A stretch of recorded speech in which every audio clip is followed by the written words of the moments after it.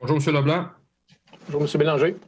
Il y a environ un an, la Ville acceptait d'aller de l'avant avec un projet pilote qu'on avait qualifié à l'époque de timide. Là, c'était seulement deux camions bouffe dans le centre-ville. Là, on voit vraiment un changement un changement dans le projet, c'est-à-dire que c'est ouvert à tout le territoire. Comment vous expliquez ce changement-là dans l'administration, ce cheminement-là qui a été fait là, dans les derniers mois? Parce qu'il n'y a jamais eu de projet pilote, finalement, à cause de la pandémie. On passe du tout au tout. Comment vous expliquez ce changement-là, vous? C'est justement le projet pilote n'a pas pu avoir lieu à cause de la pandémie. Vu qu'il n'y avait pas beaucoup d'achalandage dans le centre-ville, ça n'aurait pas été un succès. Et là, il y a eu une demande des restaurateurs pour qu'on fasse avancer le projet de camion de cuisine de rue pour leur permettre d'aller chercher des revenus additionnels ou même de survivre pour certains restaurateurs. Donc, on a décidé cet été de clencher dans le dossier puis de faire avancer les choses. Il y a eu le comité de relance du centre-ville sur lequel je siège avec Mme Marquis Bissonnette puis M. Cédric Tessier. Puis une des demandes qui est venue des restaurateurs à ce comité de relance-là, ça a été de permettre des camions de cuisine de rue. Donc, on a travaillé le dossier tout le monde ensemble, puis on l'a fait avancer. Puis là, c'est plus un projet pilote, c'est vraiment un programme, un projet qui va permettre à plusieurs camions de cuisine de rue à l'ensemble du territoire d'être là, puis ça de façon définitive, là, jusqu'à ce qu'il y ait un changement de règlement.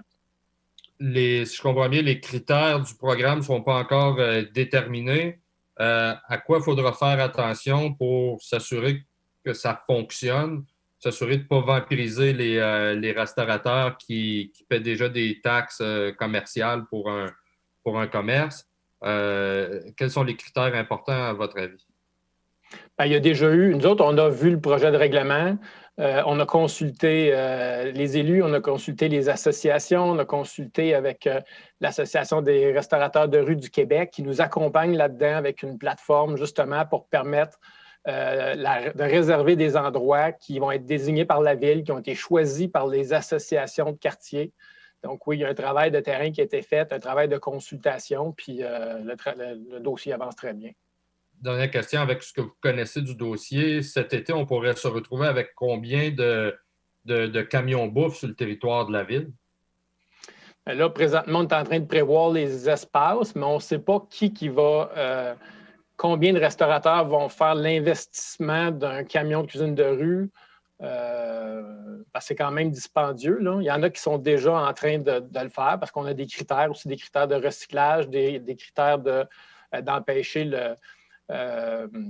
les produits qui sont néfastes pour l'environnement, des critères de compostage. Fait qu'il va y avoir plein de critères qui sont déjà établis en collaboration avec les associations de quartier. Combien d'espace, je vais reposer ma question, combien d'espace vous voudriez qu'il soit disponible sur le territoire de la ville pour des camions bouffe?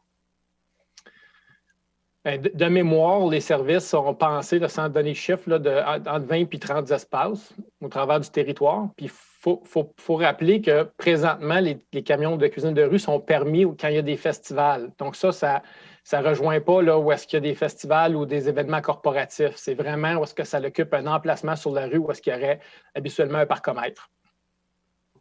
Parfait, merci. Ça fait plaisir. Monsieur Rémi Autier pour Radio-Canada. Merci.